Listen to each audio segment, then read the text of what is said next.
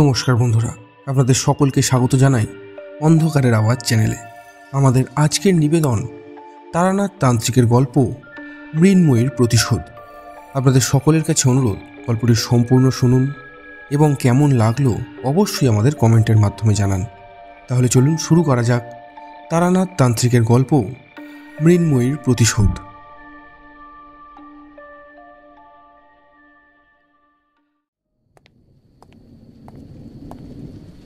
ওহো, একেবারে সঠিক সময় এসে পড়েছি, না হলে পুরোপুরি ভিজে যেতাম। আরে এই কিশোরী, এই তাড়াতাড়ি উঠে এসো দাওয়ায়, নাহলে একেবারে ভিজে যাবে যে। তারানাথের বাড়ি ঢোকার মুখেই গগন বিদারী বজ্রপাতের সাথে সাথে আরম্ভ হলো তুমুল বৃষ্টিপাত। আর একটুর জন্য এমন অবহেলায় বৃষ্টির জলে ভেজার হাত থেকে বেঁচে গেলাম কোনো ক্রমে। আকাশ ভরা মেঘের কারণে দিনের আলো প্রায় বুঝেই এসেছে। তক্ত বসে আরাম করে উঠে বসলাম আমরা। চারি এসে হাত পা মোছার জন্য একটা গামছা দিয়ে গেল। ভালোভাবে গা হাত মুছে অপেক্ষা করতে লাগলাম তারানাথের জন্য। আমাদের এমন ব্যাকুল আগ্রহ দেখে চারি বলল, আচ্ছা আপনারা বসুন কাকাবাবু, আমি বাবাকে ডেকে দিচ্ছি বরং। এই বলে চারি ঢুকে গেল সোজা ঘরের ভেতর। আমি আর কিশোরী তন্ময় দৃষ্টিতে তাকিয়ে থাকলাম বাইরের পানে। দেখতে লাগলাম বৃষ্টির বাহার। বিশাল বিশাল নারকেল আর সুপারি গাছের মাথাগুলো এদিক ওদিক দুলতে থাকলো প্রচণ্ড ঝোড়ো বাতাসের সাথে সাথে। সেগুলোকে দেখে মনে হয় যেন এক্ষুনি পটপট শব্দে ভেঙে পড়বে নিচে। কখন এলে হে? বৃষ্টিতে ভিজে গেছো নাকি? হাসি হাসি মুখে কথাগুলো বলতে বলতে তারানাথ তক্ত বসে এসে বসল। ও সামান্য একটু ভিজে গেছি ঠাকুরমশাই, ওতে কিছু হবে না। চারি এসে 3 পেয়ালা চা আর একটি পাত্রে তেল চুপচুপে মুড়ি রেখে গেল। কিশোরী পাত্র থেকে এক মুঠো মুড়ি তুলে তা মুখে পড়ে চিবোতে চিবোতে বলল, এমন বৃষ্টি বাদলার আবহে আপনার বলা ওই অদ্ভুত গল্পগুলো না শুনলে আমাদের যেন কোনো কাজেই মন বসে না। ঠাকুরমশাই, আপনি বরং একটা জমজমাট গল্প বলুন দেখি। কিশোরীর কথায় তারানাথ ভয়ানক রকমের চটে গেল। মেজাজের সাথে সে বলল, এই হলো তোমাদের বড় দোষ। বলেই আর ঠিক কতবার বলবো যে আমি কোনো রং চড়ানো, সাজানো গোছানো বা নেহাত মন করা গল্প বলি না। যা বলি তা আমার অতীত জীবনে ঘটা বাস্তব অভিজ্ঞতার একেবারে সত্য কাহিনী। কিশোরীর ওপর আমার নিজেরই কেমন যেন রাগ হলো। এক এক সময় সে হুটহাট করে এমন এমন বেখাপ্পা কথা বলে দেয় যে সকল পরিস্থিতি হাতের বাইরে চলে যাওয়ার উপক্রম হয়। আমি সমগ্র বিষয়টা সামাল দিতে অতি শীঘ্র বললাম, ঠাকুরমশাই, আপনি কিশোরীর কথা এমন ক্রোধান্বিত হচ্ছেন কেন? জানেন তো ওর স্বভাব। আপনি বরং আপনার অতীত জীবনে ঘটা কোনো এক গা ছমছমে এক অভিজ্ঞতার কাহিনী বলুন তো। কতদিন আপনার মুখ নিঃসৃত কোনো কাহিনী শোনা হয় না। তারানাথের উদ্দেশ্যে পাসিং সুইয়ের প্যাকেটটা বাড়িয়ে দিতেই তার মুখে একটা অদ্ভুত উজ্জ্বলতা নজরে পড়ল আমার। মনে হলো তারানাথের রাগ এবার যেন খানিকটা প্রশমিত হল। সিগারেটের প্যাকেট খুলে একটি সিগারেট বের করে তাতে অগ্নিসংযোগ করল। তারপর তৃপ্তির সাথে সিগারেটে টান দিতে দিতে বলল, আচ্ছা আচ্ছা, ঠিক আছে ঠিক আছে। এই মুহূর্তে একখানি রোমহর্ষক কাহিনী আমার খুব মনে পড়ছে, সেটাই বলি, শোনো তবে। আমি আর কিশোরী এই বাদলার শীতল আবহের মাঝে একটু নিজেদের উষ্ণতা বাড়িয়ে নিতে বেশ গা ঘেঁষাঘেঁষি করে বসলাম। সিগারেট খাওয়া শেষ হলে অবশিষ্টটুকু তারানাথ নারকেলের মালায় গুজে দিয়ে যথাক্রমে শুরু করলো তার গল্প বলা। একটা সম্পূর্ণ অন্ধকার ঘর, মিশমিশে কালো পর্দার মতো ঘরটার চতুর্দিক যেন বেষ্টন করে রয়েছে জমাট বাঁধা গাঢ় অন্ধকার। ঘরের প্রতিটি কোণে অন্ধকার আর ধুলো মিলে মিশে রয়েছে সেখানে। এক কোণে আছে একটা ছোটখাটো তক্তা। তক্তার কাছে জ্বলতে থাকা মিটিমিটি 2টি লণ্ঠনের শিখার সামান্য হলুদ আলো খুব অল্প পরিসর জুড়ে ছড়িয়ে পড়ছে। তক্তার মধ্যে ছটফট করছে এক গর্ভবতী নারী। অসহনীয় প্রসব বেদনার কাছে ঘাইল হয়ে পড়েছে সে। দু হাতের মুঠোয় বারে বারে খামচে ধরছে বিছানার চাদরটিকে। নারীটির আর্তনাদ ছড়িয়ে পড়ছে ঘুমন্ত পুরীর ন্যায় বিশাল বাড়িটার প্রতিটি কোনায় কোনায়। বাইরে ঝড় উঠেছে। সে ঝড়ের তাণ্ডব লীলার শব্দ ভেসে আসছে বন্ধ ঘরের অন্দরে। ঝড়ের আওয়াজের কাছে ক্রমে চাপা পড়ে যাচ্ছে গর্ভবতী জননীর সেই সেই প্রাণপণ চিৎকারের শব্দ। ঘরের ভেজানো দরজাটা এবার ক্যাঁচ ক্যাঁচ শব্দ করে ধীর গতিতে খুলে যেতে লাগলো। বিদ্যুতের ঝলকানিতে দেখা গেল তিনটে ছায়া মানব এসে দাঁড়িয়েছে ঘরের ঠিক প্রবেশ মুখের সামনে। অন্ধকারের জন্য ওদের কারোরই মুখমণ্ডল পরিষ্কার নয়। কেবলমাত্র দৈহিক আকার ও আয়তনের আবছা আভাস দেখে আন্দাজ করা যায় ওই তিনজনের মধ্যে একজন নারী এবং বাকি দুইজন পুরুষ। সাপুদের ন্যায় নিঃশব্দে ওরা প্রবেশ করলো অভ্যন্তরে। চুপটি করে এক প্রান্তে দাঁড়িয়ে রইল ঠায়, যেন যেন অধীর আগ্রহের সাথে প্রহর গুনতে লাগলো কোনো এক বিশেষ কাজ সম্পাদনের আশায়। গুরু গুরু মেঘের গর্জনকে ছাপিয়ে গেল ওই গর্ভবতীর চিৎকার। তবে তার সেই আত্মচিৎকারের সাথে এবার বেরিয়ে এলো এক সদ্যজাত শিশুর কান্নার মিহি আওয়াজ। বাচ্চাটি ভূমিষ্ঠ হতেই সেই তিনজন ছায়ামূর্তির মধ্যে নারী মূর্তিটি এগিয়ে গেল তার পানে। নবজাতকের উলঙ্গ দেহ পরিষ্কার করে তুলে নিল লণ্ঠনের আলোক শিখার সামনে। মৃদু আলোর নিকটে দেহটা ধরতেই ধিক্কার সূচক ভঙ্গিমায় একরাশ বিরক্তির সাথে দাঁতে দাঁত চেপে সে বলল, পোড়ামুখী হতভাগী কোথাকার! তবে এই ছিল তোর পেটে? এর জন্য এত যত্ন আত্মি এত ধরো ধরো করেছি তোকে? হায় রে হায়, পুরা কপাল আমার! ওরে সর্বনাশী, একখানি বংশ প্রদীপ চালানোর মতো ক্ষমতা নেই তোর? নারী ছায়া মূর্তিটা ঘৃণা আর সীমাহীন ক্ষোভে যেন ফেটে পড়ল।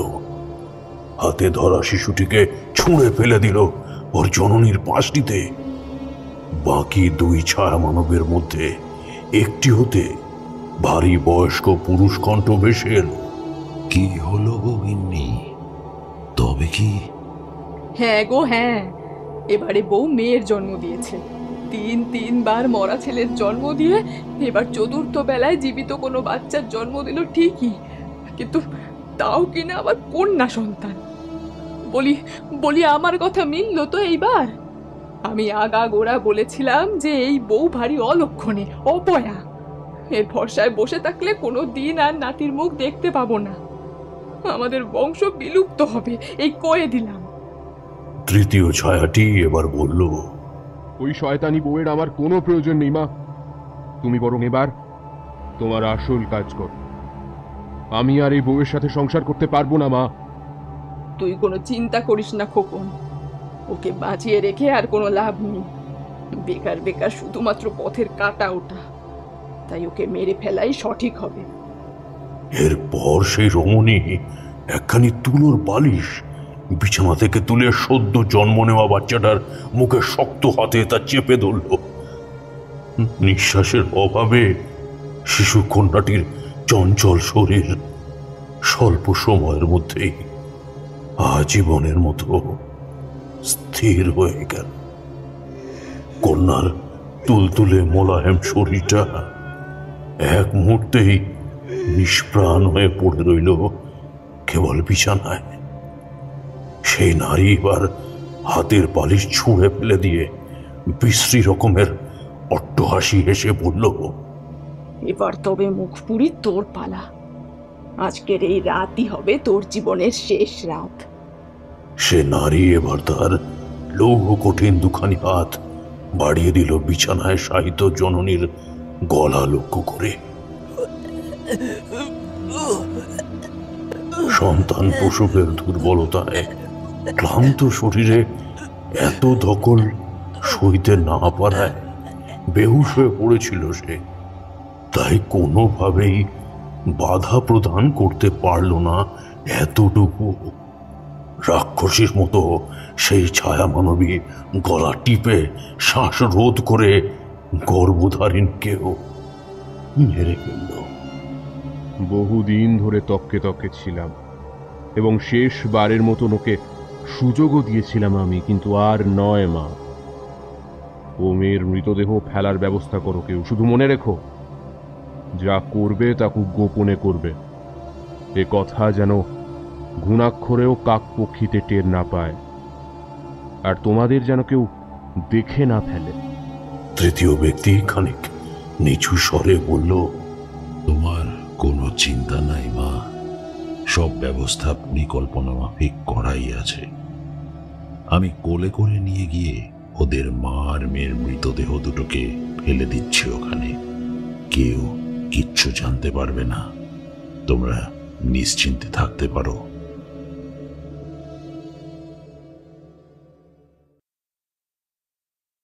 একটা নির্জন পুকুর পাড়ে মস্ত তেঁতুল গাছের নিচে হেলান দিয়ে বসতেই কখন যেন তন্দ্রাভাব নেমে এসেছিল দু চোখে। আর ঘুমন্ত অবস্থায় এই সমস্ত কিছুই আমি দেখলাম। তোমরা হয়তো বিশ্বাস করবে না, কিন্তু আমি জানি যে আমার এ দিবা স্বপ্ন নেহাত আর 5টা সাধারণ স্বপ্নের মতো ছিল না। এই স্বপ্নের কিছু নিজস্ব অর্থ রয়েছে, আছে কিছু ব্যাখ্যা। কোনো ঘটনার অংশবিশেষ যেন ফুটে উঠল এই স্বপ্নের মাধ্যমে। বাস্তবের সাথে ভীষণ মিল আছে স্বপ্নের। তবে তবে সেই অভাগিনী জননী এবং শিশুকন্যাটি যে কারা ছিল, এই প্রশ্নের উত্তর আমি খুঁজে পেলাম না। সে উত্তর পাওয়ার আশা আমি ছেড়ে দিলাম ভবিষ্যতের কাছেই। পুষ্করিণীর স্বচ্ছ জলের দিকে তাকিয়ে আমার মনটা বেশ পুলকিত হয়ে উঠল। ভবঘুরে জীবন কাটালেও খাদ্য, বস্ত্র বা বাসস্থানের চিন্তা আমার কোনোদিনই সেরকম ছিল না। আমি ঠিকই জানতাম এ বৃহৎ বিশ্ব সংসারের মাঝে কোথাও না কোথাও এতটুকু মাথা গোজার ঠাঁই আমার ঠিকই হয়ে যাবে। দুপুরের খটখটে রোদ এসে মিশে যাচ্ছে পুকুরের জলে। এর ফলেই সমগ্র জলাশয় চকচক করছে। আমি মায়ের নাম নিয়ে ভক্তি সহকারে শ্যামা সঙ্গীত গাইতে শুরু করলাম। দু চোখ বুঝে গান গাইতে বেশ ব্যস্ত হয়ে পড়লাম একদা। গান শেষ হতে চোখ খুলে ঘাটের দিকে নজর যেতেই দেখলাম এক স্বল্প বয়স্ক যুবক সিঁড়ি বেয়ে তরতর করে নিচে নেমে গেল। তারপর দু হাতের মুঠো একত্র করে বেশ খানিকটা জল পান করল। তরুণ যুবকটিকে দেখে আমার চোখ সেখানেই থেমে গেল। আমার সারা শরীরে যেন এক শিরশিরে আতঙ্কের জোয়ার নেমে এলো। ওই যুবকটির মধ্যে এমন কি দেখলেন ঠাকুরমশাই যা দেখে আপনার এমন অবস্থা হল? ওই যুবকটিকে বেষ্টন করে রয়েছে চাপ চাপ কালো অন্ধকার। অমন দিন দুপুরের তীব্র আলোতেও তার চারপাশ কেমন কালো হয়ে আছে। তোমরা নিশ্চয়ই বুঝতে পারছো এর লক্ষণ ঠিক কতখানি খারাপ ও অমঙ্গলজনক। আমি পরিষ্কার বুঝলাম যে ভয়ানক কোনো এক মহা সর্বনাশা বিপদ ঘনিয়ে আসছে তাকে ঘিরে। আমি যুবকটির উদ্দেশ্যে উচ্চ কণ্ঠে বললাম, এই এই যে শুনছো? হ্যাঁ হ্যাঁ হ্যাঁ, তোমাকেই বলছি। একটিবার এখানে এসো তো বাছা। হ্যাঁ, এসো এসো এসো। হ্যাঁ, আমার কথা তার কর্ণগোচর হতেই চোয়াল বেয়ে গড়িয়ে পড়া জল হাতের তালু দ্বারা মুছতে মুছতে সে আমার নিকট এগিয়ে এলো। বলল, বলুন মহাশয়, আমায় কেন ডাকলেন? আমি যুবকটির দিকে তাকিয়ে দৃঢ়তার সাথে বজ্র কঠিন স্বরে বললাম, তুমি একটু বসো, আমার তোমাকে কিছু গুরুত্বপূর্ণ কথা বলার আছে। আমার কথায় সে যুবক বিনা বাক্য ব্যয়ে বসল সম্মুখ ভাগে। তার চোখ মুখে আমি পরিষ্কার কৌতূহল আর একাধিক প্রশ্ন দেখতে পেলাম। আপনাকে তো ঠিক চিনলাম না। আপনি কে? আমায় কি বলতে চান বলুন, আমি শুনছি। আমি তারানাথ তান্ত্রিক। কম বেশি একটু আধটু জ্যোতিষ চর্চা করি আর কি। সে সূত্রেই আমি যে কোনো মানুষের আগাম বিপদের কথা আগে ভাগেই জানতে পারি। এই যেমন এক্ষুনি তোমাকে দেখে বুঝতে পারছি তুমি বা তোমার পরিবারের কেউ মস্ত বড় কোনো বিপদের ইতিমধ্যেই পড়েছ অথবা পড়তে চলেছ। আচ্ছা, সত্যি কি তাই? তোমার কপালে আমি কিন্তু প্রিয়জন হারানোর লক্ষণ দেখতে পাচ্ছি। একথা শুনে উদ্বেগের সাথে আমার পা দুখানি জড়িয়ে ধরে হাউমাউ করে কেঁদে ফেলল সে। করুণ সুরে ক্রন্দনরত অবস্থাতেই সে বলল, ঠাকুর, আপনি যথার্থ বলেছেন। আমাদের গৃহে কয়েকদিন ধরে এক সাংঘাতিক অতিলৌকিক উপদ্রব আরম্ভ হয়েছে। আচমকা দিবা নিশি আমাদের ভয় ভয় কাটাতে হচ্ছে। স্নান, খাওয়া দাওয়া সব মাথায় উঠে গেছে। রাত মানে আমাদের কাছে এখন এক বিভীষিকা স্বরূপ। তাই নাকি? তা কি উপদ্রব শুরু হয়েছে তোমাদের বাড়িতে? এই গ্রামের উত্তরের ঘোষাল বাড়ির ছোট ছেলে আমি। আমরা দুই ভাই। আমি নীলভদ্র আর আমার দাদা বীরভদ্র। জানেন ঠাকুর, প্রায় প্রায় এক সপ্তাহ হলো আমার বউ দিদি নিরুদ্দেশ হয়ে গেছে। আমার পিতা মাতা ও দাদার ধারণা সে ঘর ছেড়ে চলে গেছে, হয়তো কোনো কারণে, কিন্তু আমি তা মেনে নিতে পারিনি। বউ দিদিকে আমি খুব ভালোভাবে চিনতাম। সে কখনো এমন দ্বারা কাজ করবে না, এ আমার দৃঢ় বিশ্বাস। প্রায় 3 দিন হলো এক অশরীরী সত্তা আমরা টের পাচ্ছি।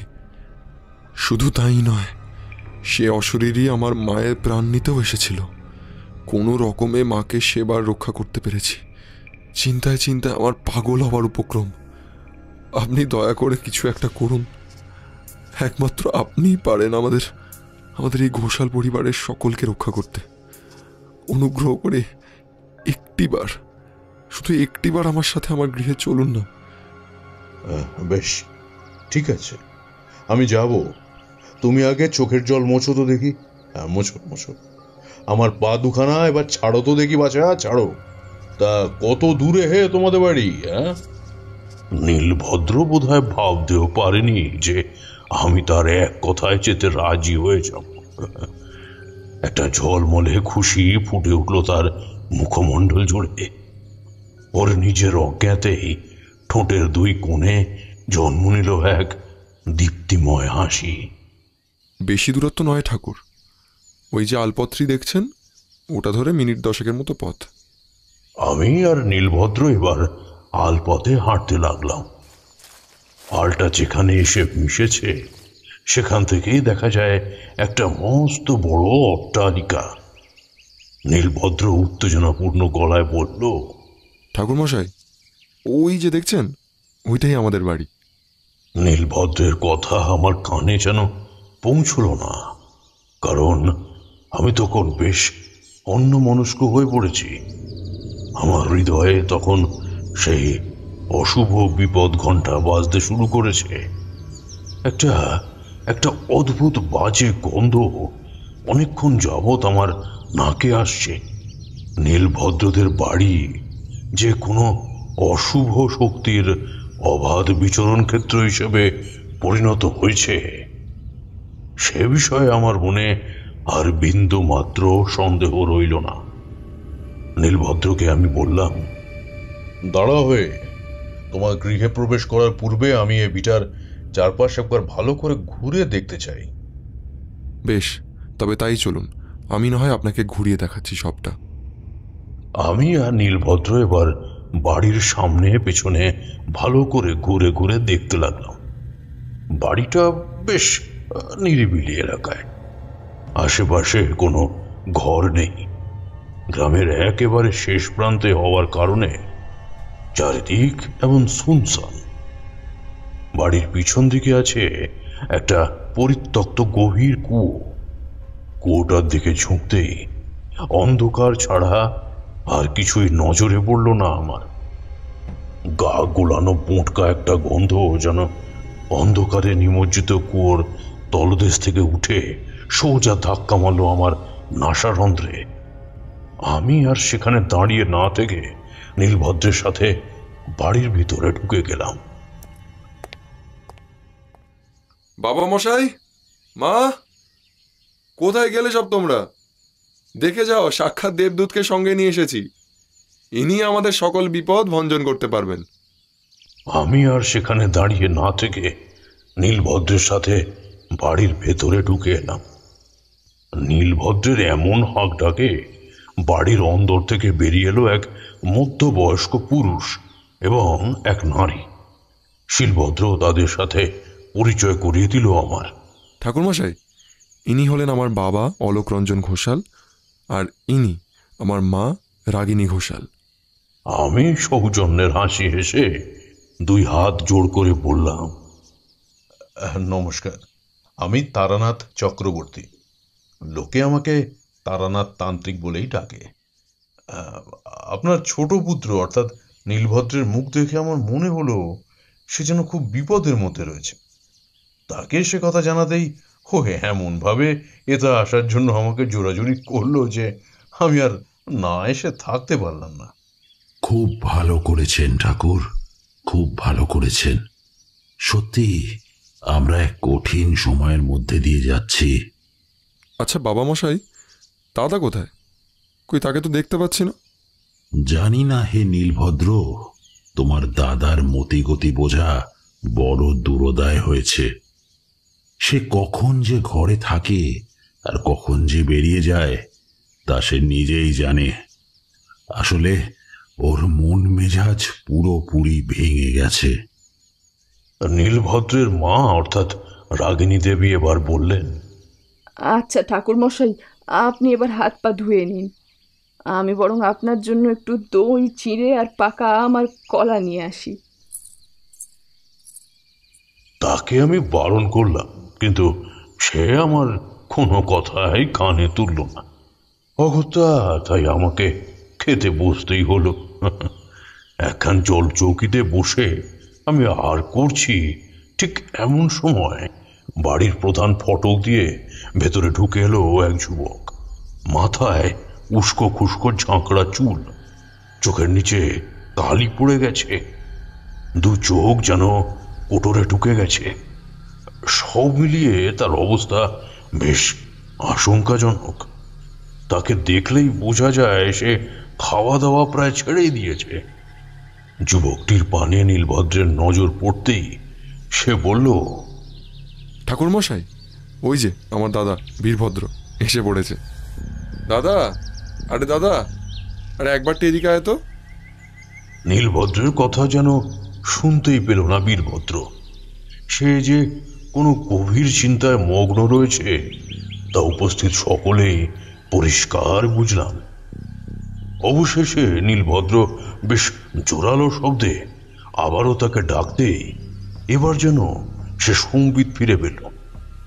আমাদের দিকে এগিয়ে এলো। ফ্যাল ফ্যাল করে স্থির দৃষ্টিতে বীরভদ্র তাকিয়ে থাকলো খানিকক্ষণ। তারপর আচমকাই সবাইকে অবাক করে দিয়ে কান্নায় ভেঙে পড়ল ছেলেটা।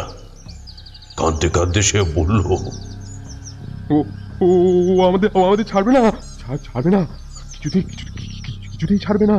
প্রাণের বদলে প্রাণ নেবে সে। তবেই শান্ত হবে। তখন কি আর বুঝেছিলাম যে অন্যায়ের মাসুল এইভাবে প্রাণের বিনিময় নেবে।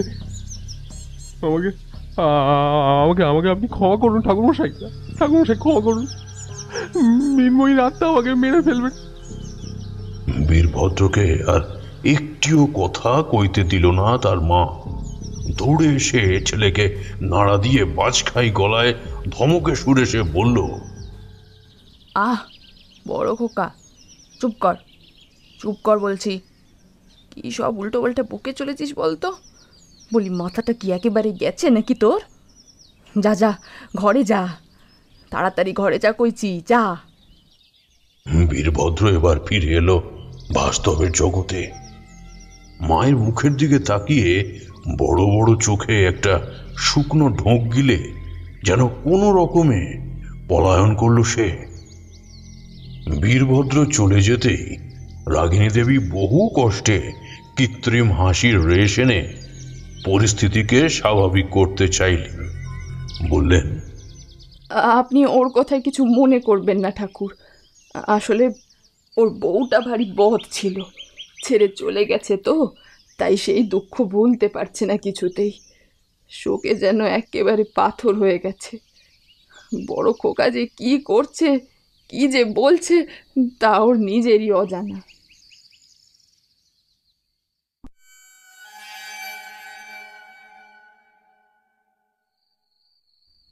রাতে সামান্য ভোজন সেরে আমি নিজ শয্যায় দেহ এলিয়ে দিলাম। খোলা জানলার দিকে চোখ যেতেই দেখলাম এক ফালি হলদেটে চাঁদটাকে।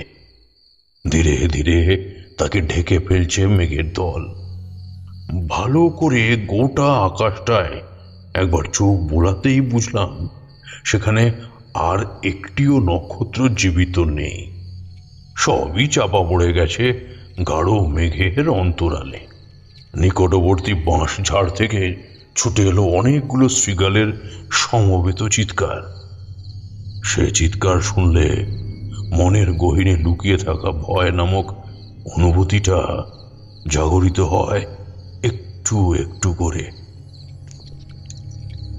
জানালার খুব কাছ দিয়ে উড়ে গেল একটা বাদুড়।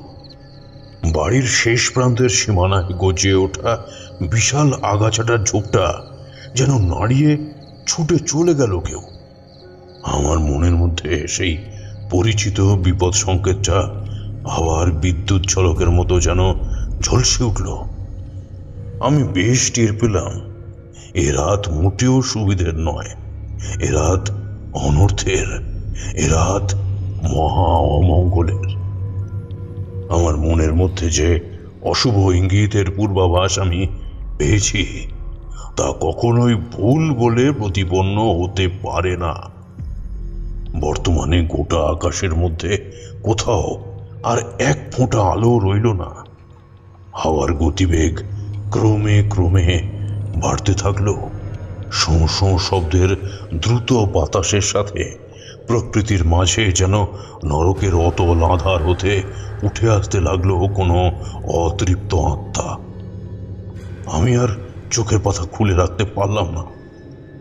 পরমেশ্বর যেন চতুরতা করলেন আমার সাথে।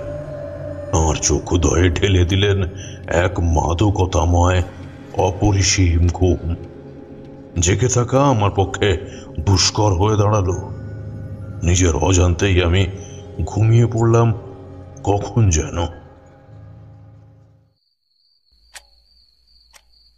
দাদা, বাবা মশাই, তোমরা কোথায়? তাড়াতাড়ি একবার বাইরে এসো, মহা সর্বনাশ ঘটে গেছে, মহা সর্বনাশ। নীলভদ্রের চিৎকার চেঁচামেচিতে আমার ঘুমটা ভেঙে গেল। ঘুম ভাঙতেই আমি বুঝলাম গোটা বাড়ি কান্নাকাটি আর শোরগোলে ভরে গেছে। দরজার আগল তুলে বাইরে বেরিয়ে এলাম তৎক্ষণাৎ।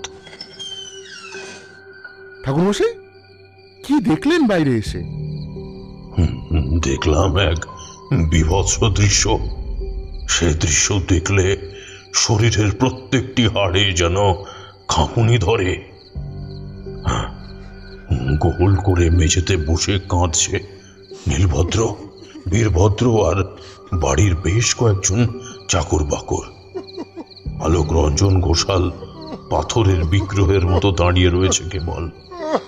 তার স্পন্দন যেন থেমে গেছে।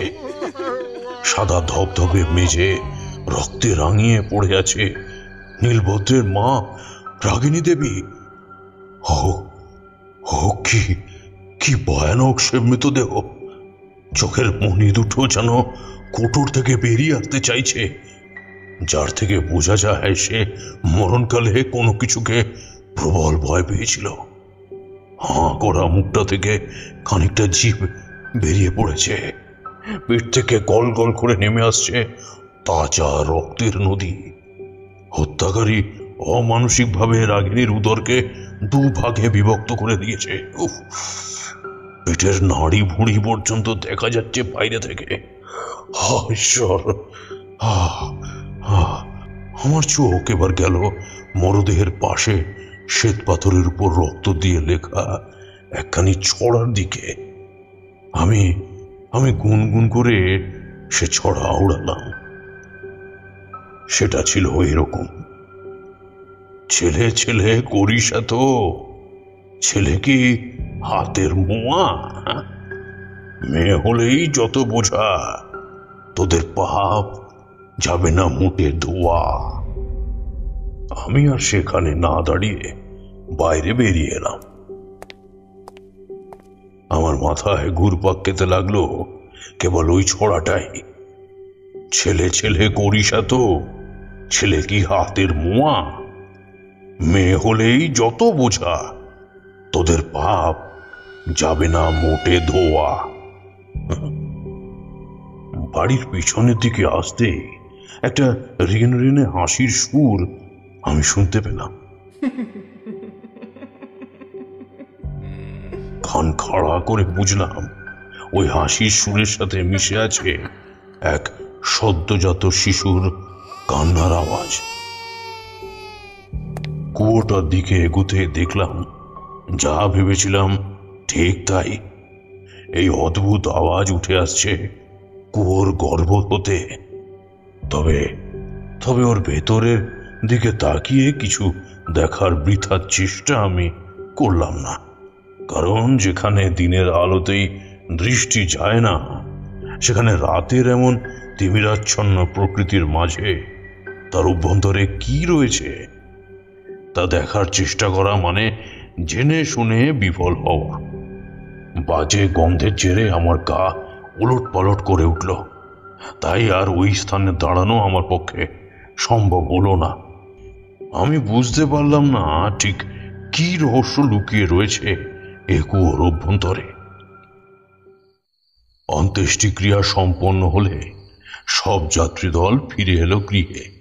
মাতৃবিয়োগে নীলভদ্রকে দেখে আমার ভারী কষ্ট হলো। সমস্ত কাজকর্ম মিটিয়ে উঠতে উঠতেই কেটে গেল গোটা দিনটা। উদাসী মৃত্যু শীতল বাতাসকে সঙ্গী করে নিঝুম আধার নেমে এলো ধরিত্রীর বুকে। প্রকৃতি হয়ে উঠল সম্পূর্ণ শুনশান, নিস্তব্ধ। এ যেন আবার কোনো ঝড়ের পূর্বাভাস দিতে চাইছেন ঈশ্বর আমাদের। আমার শরীরে এক দুর্বিষহ ভীতি যেন মিশে গেল রক্তের সাথে। দেহের প্রতিটি অঙ্গ থরথর করে কেঁপে উঠল অজানা ভবিষ্যতের কথা ভেবে।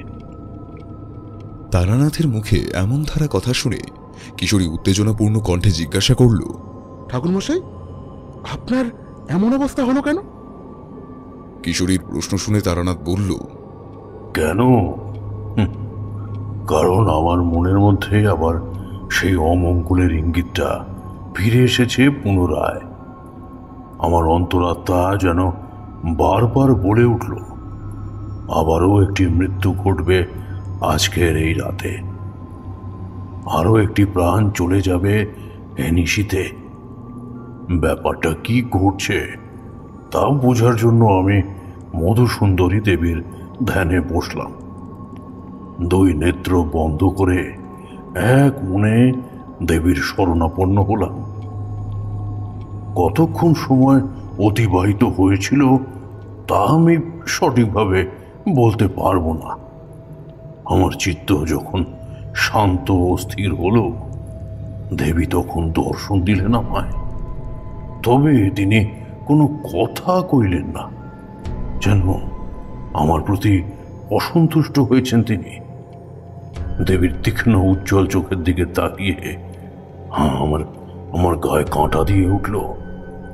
একটা গা শিরশিরে অনুভূতি আমায় আষ্টে পৃষ্ঠে জড়িয়ে ধরল যেন। ওহ, কি প্রখর সে দৃষ্টি! সেই দৃষ্টির তীব্রতার কাছে আমি যেন বড় অসহায়, বড় তুচ্ছ। ওই দৃষ্টির হাত থেকে রক্ষা পেতে আমি ধ্যান ভঙ্গ করলাম। দেবীর এমন বিপদস্বরূপের মুখোমুখি হওয়া আমার পক্ষে সম্ভব হলো না। আমি উঠে দাঁড়ালাম।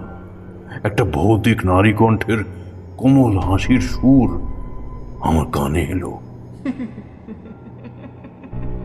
কেউ যেন গা ঘিনঘিনে অসরল পৈশাচিক হাসি হাসছে আর থেমে থেমে বলে চলেছে,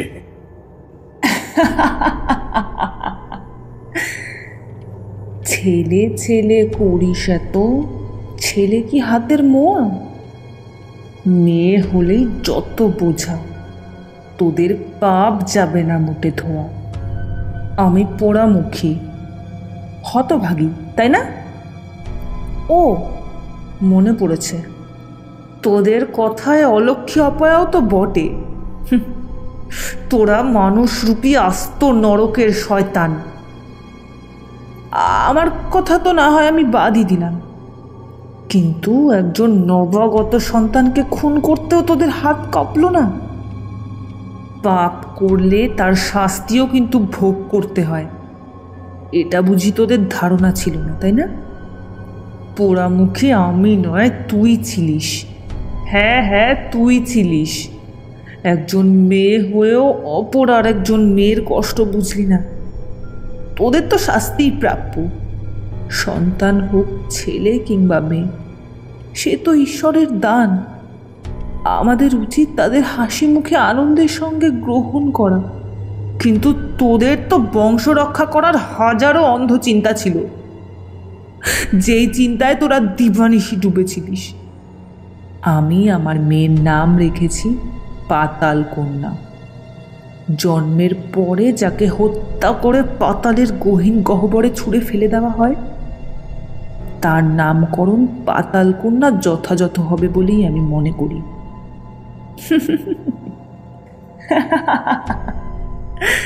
এই পাতাল কন্যার রক্ত তৃষ্ণা বড় সাংঘাতিক। সে তার অপমৃত্যুর কারণে থাকা প্রত্যেকটা মানুষের রক্ত পান করেই তবে শান্ত হবে, নচেত নয়।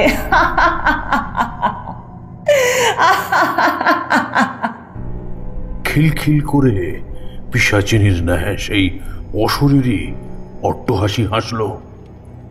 এরপর আমার নজর পড়ল বারান্দার একটা অন্ধকারে ঢাকা এক কোণের পানে। সেথায় নড়াচড়া করছে একটি নারীর অবয়ব।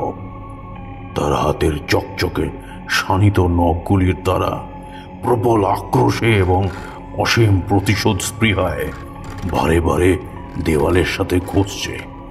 তার কোলে পুটলির মতো কাপড়ে জড়ানো কিছু একটা আছে। সেই নারীর দুইখানি জলজলের চোখ দুটিতে যেন বিদ্যুৎ ঝলসে উঠছে। ঠোঁটের ধার হতে টস টস শব্দে গড়িয়ে পড়ছে লালা। অধরষ্ঠের দুই পাশে উদ্ঘাটিত হয়েছে দুটি বৃহৎ দন্ত। মাথার চুল লতানো সাপের মতো এলোমেলো ভাবে নেমে এসেছে তার ঘাড় বেয়ে। তার হাতে ধরা পোঁটলা খানিক নড়ে চড়ে উঠল যেন। একটা নাকি সুরের সদ্যজাত শিশুর ক্রন্দন ধ্বনি ভেসে এলো সেখান থেকে। অবুঝ বাচ্চা কাঁদছে দেখে তার অশরীরী মা তাকে আদর করতে করতে শান্ত করার চেষ্টা করল। ও এই যে কাঁদে না মা আমার, কাঁদে না। এই তো আমি। কি হয়েছে সোনা মা আমার? ও বুঝেছি, খিদে পেয়েছে না তোমার? এই তো রক্ত খাবে? হ্যাঁ, রক্ত, টাটকা তাজা উষ্ণ রক্ত, তোমার তো খুব প্রিয়। এই তো মা, এই তো, চলো চলো, একদম কাঁদে না সোনা মা আমার। ও এই তো, এই তো, দেবো তো রক্ত মা, কাঁদে না, কাঁদে না। সেই অশরীরই আর ওই আধারের মাঝে না দাঁড়িয়ে কোথায় যেন চলে গেল অনহনিয়ে। আমি পরিষ্কার বুঝলাম সে তার পরবর্তী হত্যা করতে উদ্যত হয়েছে, কিন্তু তার এবারের শিকার কে? কে হতে চলেছে ওই অশরীরীর পরের খাদ্য? এই অশরীরী আসলে কে? এই পরিবারের সাথে তার এত শত্রুতাই বা কেন? আমিও আর সেখানে না দাঁড়িয়ে সে অতৃপ্ত আত্মার পিছু নিলাম। অশরীরী এসে থামল আলোকরঞ্জন ঘোষালের কক্ষের ঠিক সম্মুখে। আমি দেখলাম বন্ধ দরজাটা খুট করে খুলে গেল নিচের থেকেই। চাপা অন্ধকারে পরিপূর্ণ ঘরের ভিতরে ঢুকে গেল সে। নিশ্চিত বিপদ ঘনিয়ে এসেছে বুঝে আমিও প্রবেশ করলাম ওই গৃহের ভিতরে। ভিতরে ঢুকতেই আমি যা দেখলাম তাতে আমার পা যেন মেঝের সাথে আটকে গেল। কি দেখলেন আপনি? বিছানার মধ্যে শায়িত আলোকরঞ্জন ঘোষালের ঠিক পাশেই উবু হয়ে বসে আছে সেই অশরীরী। তার কোলের শিশুটি এখন বিছানায় রাখা। সেই অতৃপ্ত আত্মার মুখখানি পুরোপুরি ঝুঁকে পড়েছে ঘোষাল কর্তার দেহের উপর, যেন তার শরীরের গন্ধ নিঃশ্বাস ভরে নিচ্ছে সে। কদর্য হাসি হেসে উঠল সেই অশরীরী। আমি তাকে আটকানোর জন্য মন্ত্রপাঠ করতেই যাব, আচমকা এমন সময় কোথা থেকে যেন এক গুঁড়ো ইন্দ্রজালের সৃষ্টি হলো আমার সামনে। আস্তে আস্তে চৈতন্য বিলুপ্ত হলো আমার। আমি শত চেষ্টা করেও দুই চোখ খুলে রাখতে সক্ষম হলাম। শেষবারের মতো আবছা দেখলাম ওই অশরীরী হাসতে হাসতে তার কঠিন হাতের মুঠোয় চেপে ধরেছে অলোকরঞ্জন ঘোষালের গলা। নখের আঘাতে ছিন্ন ভিন্ন হয়ে যাচ্ছে ঘোষালের নরম ত্বক। বীভৎসভাবে রক্তের নদী নির্গত হচ্ছে সেই ক্ষতস্থান থেকে। হাতের রক্ত চেটে চেটে খাচ্ছে সে নিজে, আর খাওয়াচ্ছে তার মেয়ে অর্থাৎ পাতাল কন্যাকে। ঠাকুরমশাই, কি হয়েছে আপনার? এভাবে মেঝেতে পড়ে আছেন কেন?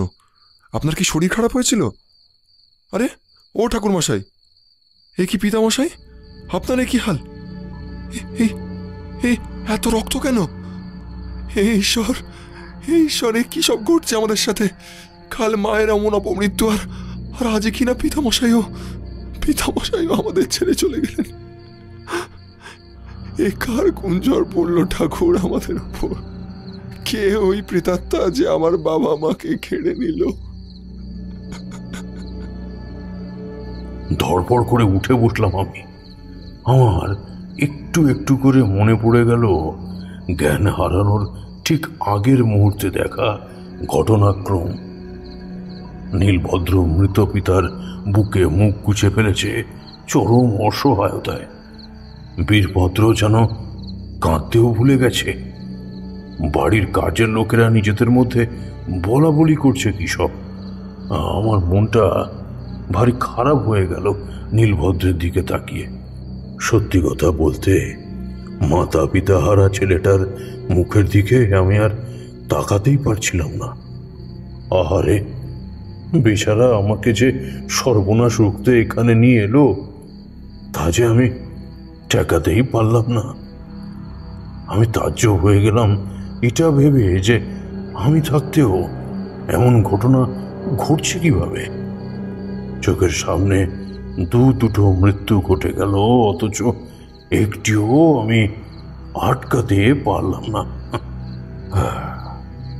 আমি বা বলা বাহুল্য, আমাকে যেন মৃত্যুগুলি আটকাতে দিলেন না পরমেশ্বর।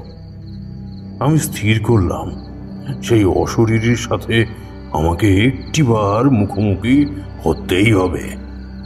আমাকে জানতে হবে তার আসল পরিচয় কি এবং তার উদ্দেশ্যই বা কি, আর সে কেন এমনভাবে হত্যা খেলায় মিটেছে? এক টানা এতগুলো কথা বলার পর সাময়িক সময়ের জন্য থামল তারানাথ। একটা সিগারেট ধরিয়ে তাতে লম্বা টান দিল সে। গভীর রাতের অন্ধকারে আমি ঘোষাল বাড়ি থেকে বেরিয়ে এলাম। মরিচা ধরা লোহার বাঁকানো পাতের মতো এক টুকরো চাঁদ উঠেছে মধ্য গগনে। তেঁতুল আর পেয়ারা গাছের পাতাগুলো তীর তীর করে দুলে উঠল মৃদু মন্দ বাতাসে। কাছে পিঠে কোথাও বুঝি বৃষ্টি হয়েছে, যার কারণে কনকনে শীতল বাতাস এসে ধাক্কা মারল আমার সর্বাঙ্গে। চারপাশে বিরাজমান এক মিঠে সুগন্ধ। সেই গন্ধের উৎস হল পাশের বিশাল ঝাঁকড়া গন্ধরাজ ফুলের গাছটা। দুটো একটা জোনাক পোকা তাদের স্বল্প আলোকে সম্বল করে উড়ে বেড়াচ্ছে এদিক ওদিক। কোনো দিকে আর না তাকিয়ে আমি এগিয়ে গেলাম সোজা ওই কুয়োটার উদ্দেশ্যে। আমি জানতাম যে ওই মা এবং বাচ্চা অশরীরের বাসস্থান হলো এই কুয়োটা। আমি বেশ কয়েকবার অতৃপ্ত আত্মাদের এখান থেকে উঠে আসতে দেখেছি। কুয়োর খুব কাছে যেতেই সেই বিশ্রী গন্ধটা স্বল্প হলেও নাকে এলো আমার। কুয়োর মাথায় দুই হাতে ভর দিয়ে মুখ নামিয়ে উচ্চস্বরে চিৎকার করে বললাম, আমি জানি তুমি এখানেই আছো, এটাই তোমার আবাসস্থল। তুমি কে? কি তোমার পরিচয়? তোমাদের মা ও মেয়ের মৃত্যু ঘটেছিল কিভাবে? ঘোষাল বাড়ির সাথে কিসের শত্রুতা তোমার? কেন এমনভাবে হত্যা করছো তুমি? শোনো, আমি বেশ বুঝতে পেরেছি কোনো সাধারণ ক্ষতিকারী আত্মা তুমি নও। মানছি তুমি দুটো খুন করেছো, কিন্তু তা সত্ত্বেও আমি উপলব্ধি করেছি যে তোমার সাথে স্বয়ং ঈশ্বরের এক যোগসূত্র স্থাপিত আছে। তাই তো পরমেশ্বর আমাকে সাহায্য না করে উল্টে তোমাকে সহায়তা করেছেন ঘোষালকর্তা এবং গিন্নির প্রাণ হরণ করতে। নিশ্চয়ই অতীতে তোমার সাথে এমন কিছু অনুচিত কাজ করা হয়েছিল যার শাস্তি তুমি মৃত্যুর পর সেই অপরাধীদের দিচ্ছ। আমাকে খুলে বলো সবটা। শুনছো? আমাকে জানাও তোমার সেই অতীতের কথা। তুমি কি শুনতে পাচ্ছ আমার এ বার্তা? আমার কথা শেষ হতে না হতেই দপ করে দুটো ক্ষুদ্র আলোক বলয় জ্বলে উঠল পাতাল গহ্বরের গভীরে।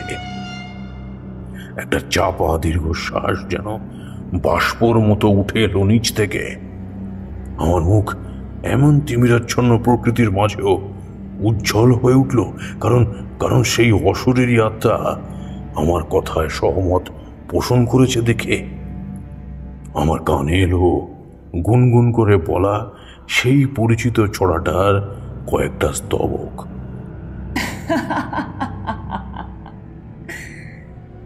ছেলে ছেলে করিস এত, ছেলে কি হাতের মোয়া? মেয়ে হলেই যত বোঝা, তোদের পাপ যাবে না মোটে ধোয়া। একটা খসখসে শব্দের সাথে সে ক্রমে ক্রমে উঠে আসতে লাগলো। মোটকা গন্ধটা তীব্র থেকে তীব্রতর হলো একটু একটু করে। আমি কিছুটা তফাতে এসে দাঁড়ালাম, অপেক্ষা করতে লাগলাম সেই অশরীরীর ভূপৃষ্ঠের উপরিভাগে উঠে আসার জন্য। গাত্রবন্ধন করার প্রয়োজনীয়তা আমি অনুভব করলাম না, কারণ তার প্রতি আমার পূর্ণ আস্থা ছিল। তার যদি আমার ক্ষতি করার ইচ্ছা থাকতো তাহলে সেটা সে অনেক আগেই করতে পারত, কিন্তু তেমনটা সে করেনি। ঠাকুর, এই হতভাগিনীর প্রণাম নিন। আমি জানি আপনি কে। আপনার মতন মহান মানুষের সান্নিধ্যে এসে আমি সত্যিই ধন্য। আপনি সকল বিষয় সম্পর্কে অবগত নন, তাই এই ভিটে এসেছেন ওদের মতো শয়তানগুলোকে রক্ষা করতে। কিন্তু তা যে হবার নয়।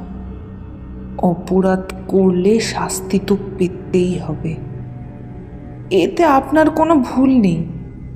সাধারণ নির্দোষ মানুষকে বিপদ থেকে পরিত্রাণ দেওয়াই যে আপনার কর্তব্য। কিন্তু এরা নির্দোষ নয় ঠাকুর, এরা প্রত্যেকে গুরুতর দোষী। 3 জনের মধ্যে 2 জন তাদের পাপের সাজা পেয়ে গেছে, বাকি আছে শুধু 1 জন। খুব তাড়াতাড়ি সেও নিজের কর্মফল ভোগ করবে।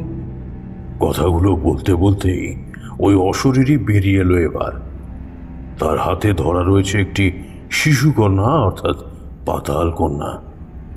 আমার মুখ দিয়ে কেবলমাত্র একটি প্রশ্নই বহির্ভূত হলো, তুমি কে? আমি মৃন্ময়ী। মৃন্ময়ী মানে? হ্যাঁ ঠাকুর মশাই, আপনি একেবারে ঠিক ধরেছেন। এই ঘোষাল বাড়ির বড় ছেলে বীরভদ্রের বউ মৃন্ময়ী, এবং এই হলো আমাদের মেয়ে। ঠাকুর মশাই, আপনি এই বাড়িতে আসার আগে দিবা স্বপ্নে যেই গর্ভধারিণী এবং তার সদ্য জন্মানো মেয়েকে হত্যা হতে দেখেছিলেন, তারা আর অন্য কেউ ছিল না, ছিলাম আমি এবং আমার এই মেয়ে। আর যেই 3 জন ছায়া মানব সেই গর্ভধারিণীকে খুন করেছিল, তারা ছিলেন আমার শ্বশুর, শাশুড়ি এবং ওই শয়তান স্বামী। ওদের বেঁচে থাকার কোনো অধিকার নেই। আমি বাঁচতে দেব না, আমি ওদের কাউকে বাঁচতে দেব না, কাউকে না। আমার স্বামী অর্থাৎ বীরভদ্র আমার আর আমার মেয়েকে খুন করে ফেলে দিয়েছিল ওই কুয়োর গভীরে। সবার মধ্যে রটিয়ে দিল মৃন্ময়ী নাকি এবারেও মরা বেটা প্রসব করেছিল। আর পরপর এতবার মরা ছেলের জন্ম দেওয়ার আত্মগ্লানিতে রাতের অন্ধকার থাকতে থাকতেই কাউকে কিছু না বলে সে চলে গেছে কোথাও। এই সব বলে ওরা গোপন করলো আসল সত্যটাকে। ঘোষাল বাড়ি এমনিতেই লোকালয় থেকে বেশ কিছুটা দূরে, তাই মৃতদেহের পচা গন্ধ কেউ টেরও পেল না। মৃন্ময়ীর এই করুণ ইতিহাস শুনতে শুনতে আমার কপালে রাগের ভাঁজ পড়ল। আমার মুখ যেন রক্তিম বর্ণ ধারণ করল ধীর গতিতে। 2 চোখ হয়ে উঠল বিস্ফারিত। নিজের প্রতি আমার নিজেরই কেমন যেন রাগ হলো। নীলভদ্রের কথা শুনে অগ্র পশ্চাৎ বিচার বিশ্লেষণ না করে, ভালোভাবে সবটা কুটিয়ে না দেখে সাহায্য করতে চাওয়াটাই আমার মূর্খামি হয়েছে। আমি মৃন্ময়ীর পিতার দিকে তাকিয়ে জিজ্ঞাসা করলাম, আচ্ছা, নীলভদ্র এসবের সাথে কোনোভাবে জড়িত নয় তো? না না ঠাকুর, ভাই এইসবের কিছুই জানেন না। সে সত্যিই নির্দোষ। আমায় যথেষ্ট ভক্তি শ্রদ্ধা করত কেবলমাত্র ওই। বৌদিদিকে যেন চোখে হারাতো সে। বীরভদ্রের মতে মরা ছেলের জন্ম দিয়েছিলাম বলে আমি হলাম কুলক্ষণা, আমি নাকি অপয়া। আচ্ছা আপনি বলুন না, জন্ম মৃত্যুর ওপর কি আর আমাদের হাত থাকে বলুন? আমি কি ইচ্ছাকৃতভাবে আমার গর্ভের সন্তানকে মেরে ফেলতাম? মেয়ে নয়, ওদের বংশ রক্ষার জন্য প্রয়োজন ছিল ছেলের, আর আমি সেই চাহিদা পূরণ করতে পারিনি বলে আমায় মেরে ফেললো ওরা। মৃন্ময়ীর সাথে হওয়া এমন নিকৃষ্টতম অন্যায়ের বিবরণ শুনে আমি নিজেও যেন বাকরুদ্ধ হয়ে গেলাম। ঘোষাল বাড়ির মানুষগুলোর প্রতি রাগে আমার গা যেন রিরি করে উঠল। নিজের ক্রোধ বহু কষ্টে প্রশমিত করলাম আমি। তুমি একেবারে সঠিক কাজ করেছো মা। অন্যায়ের সাথে কোনোদিনও আপোষ করতে নেই। এবারে আমি বুঝলাম কেন দেবী আমাকে তার বিভৎস রূপ দেখিয়েছিলেন, কেন তিনি আমার প্রতি রুষ্ট ছিলেন। কারণ তিনি আমাকে বোঝাতে চেয়েছিলেন আমি যাদের সাহায্য করতে আপ্রাণ চেষ্টা চালাচ্ছি তারা তার যোগ্য ব্যক্তি নয় তারা। তোমার কোনো চিন্তা নেই মৃন্ময়ী, আমি আর তোমায় বাধা দেওয়ার বৃথা চেষ্টা করব না। কাল দিবালোকের আলো ফুটতেই আমি এই ঘোষাল বাড়ি পরিত্যাগ করব। সবটা জানার পর ওই পাপিষ্ঠদের সাথে থাকা আমার পক্ষে আর সম্ভব নয়। মৃন্ময়ীর প্রেত মূর্তি আবার ঝাঁপিয়ে পড়ল কুয়োর ভিতরে। আমিও গট গট করে ফিরে এলাম ঘোষাল বাড়িতে। রাতের নিস্তব্ধতা খান খান করে দিয়ে চিৎকার করে বললাম, নীলভদ্র, বীরভদ্র, কোথায় তোমরা? দ্রুত একবার এখানে এসো। নীলভদ্র, বীরভদ্র।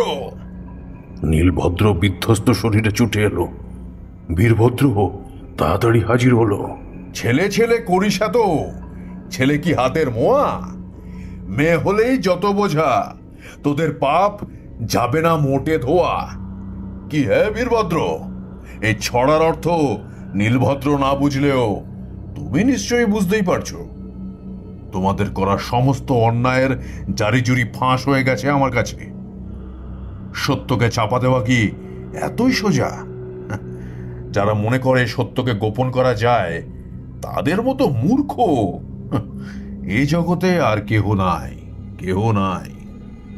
নীলভদ্র ভাঙা ভাঙা গলায় বলল, কি হয়েছে ঠাকুর মশাই? আপনি এত রেগে আছেন কেন? আমি এমন রেগে আছি কেন তা তুমি বরং তোমার দাদাকে জিজ্ঞাসা করো। হে নীলভদ্র, তুমি নিজেও জানো না যে তোমার বৌদিদির সাথে ঠিক কি ঘটেছিল। তোমার বৌদিদি মোটেও নিরুদ্দেশ হয়ে যায়নি। মৃন্ময়ী এবারে জন্ম দিয়েছিল এক ফুটফুটে বাচ্চা মেয়ের। মেয়ে সন্তান জন্ম দেওয়ার কারণে তোমার পিতা, মাতা এবং দাদা আতুর ঘরেই তাদের হত্যা করে ওদের মরদেহ লুকিয়ে ফেলে দেয় ওই বাইরের কুয়োর মধ্যে।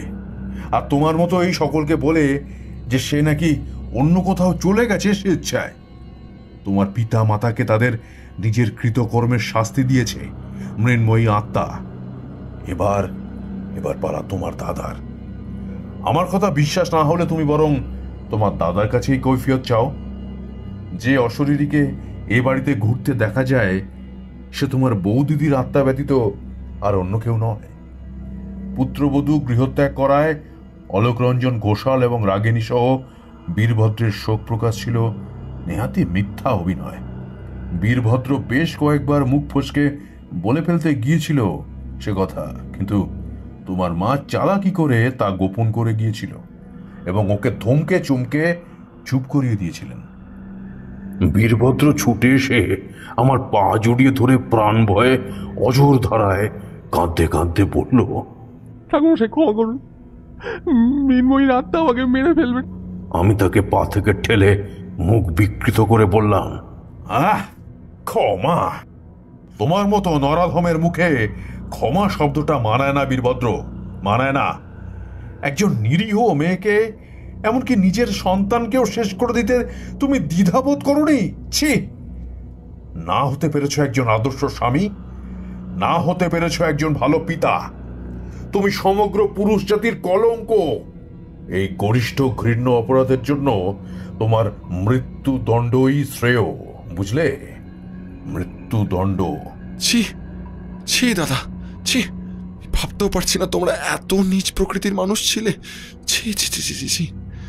লজ্জায় আমার যেন মাটিতে মিশে যেতে ইচ্ছা করছে। ঠাকুর মশাই, আপনি অনুগ্রহ করে আমায় ক্ষমা করুন। এই সমস্ত কিছু জানলে আমি কখনোই আপনাকে এখানে আসার জন্য অনুরোধ করতাম না। যারা আমার বউ দিদিকে হত্যা করেছে, আমি তাদের শাস্তি চাই। সে যতই আমার আপনজন হোক না কেন, আমি তাদের শাস্তি চাই। এতে তুমি ক্ষমা চাইছো কেন? তুমি একজন ছেলে হয়ে নিজের পরিবারকে রক্ষা করতে চেয়েছিলে। এই চাওয়া তো কোনো অন্যায় নয়। নীলভদ্র, আমি ভোরের আলো ফুটতেই বিদায় নেব। আর এখানে থাকা আমার পক্ষে সম্ভব নয়। বীরভদ্র অবশ্যই তার যোগ্য শাস্তি পাবে, তা কেবলমাত্র সময় সাপেক্ষ ব্যাপার। তুমি একটা কাজ করো, তুমি লোকজন দিয়ে ওই কুয়োটিকে মাটি দিয়ে বুঝিয়ে দিও। এতে তোমার বৌদিদি এবং তার মেয়ে অর্থাৎ পাতাল কন্যা শান্তি পাবে। তাছাড়া পাতাল কন্যাকে পাতালে রাখাই শ্রেয়। ওরা ওখানেই ভালো থাকবে। আচ্ছা ঠাকুর মশাই, আপনি যেমনটা বলেছেন তেমনটাই হবে। উষার আলো পরিষ্কার হতেই আমি বেরিয়ে পড়লাম কোশাল বাড়ি থেকে। মনটা বড় টান ছিল ঘরের প্রতি, তাই আমি রওনা দিলাম বাড়ির উদ্দেশ্যে। কিশোরী বলল, তাহলে ঠাকুরমশাই, বীরভদ্রের কি হলো তা আপনি আর জানতে পারলেন না? হ্যাঁ, পেরেছিলাম। মাসখানেক পর হঠাৎ একদিন ওই গ্রামের পাশ দিয়ে যাওয়ার সময় আমার সাথে ফের সাক্ষাৎ হলো নীলভদ্রের।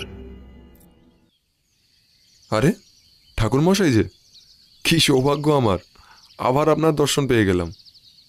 আরে এই যে দেখি নীলভদ্র, তা কেমন আছো? আপনাদের আশীর্বাদে ভালোই আছি।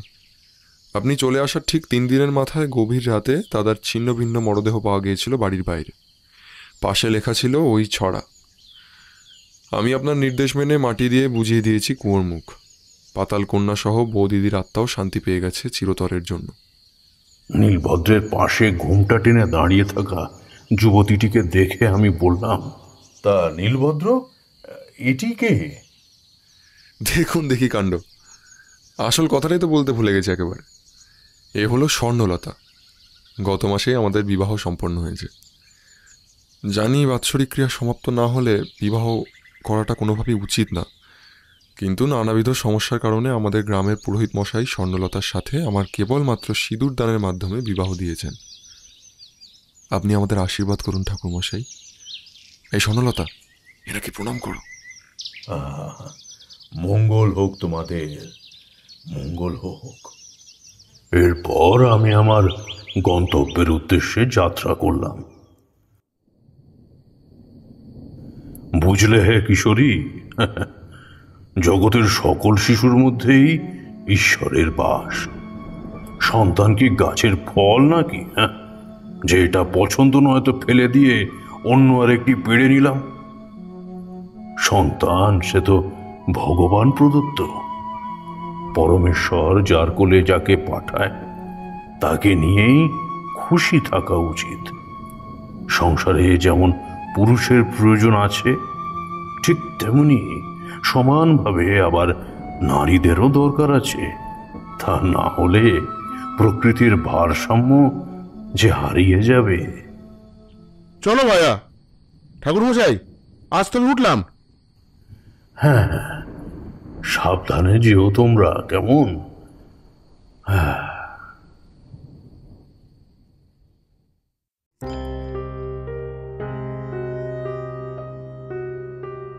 শুনছিলেন তারানাথ তান্ত্রিকের গল্প মৃন্ময়ীর প্রতিশোধ। গল্পটি কেমন লাগলো অবশ্যই আমাদের কমেন্টের মাধ্যমে জানান। যদি ভালো লেগে থাকে তাহলে একটি লাইক করবেন এবং এরকম আরও গল্প শুনতে সাবস্ক্রাইব করতে পারেন অন্ধকারের আওয়াজ। দেখা হবে পরবর্তী একটি ভিডিওতে। ততক্ষণের জন্য সবাই ভালো থাকুন, সুস্থ থাকুন। সকলকে অসংখ্য ধন্যবাদ।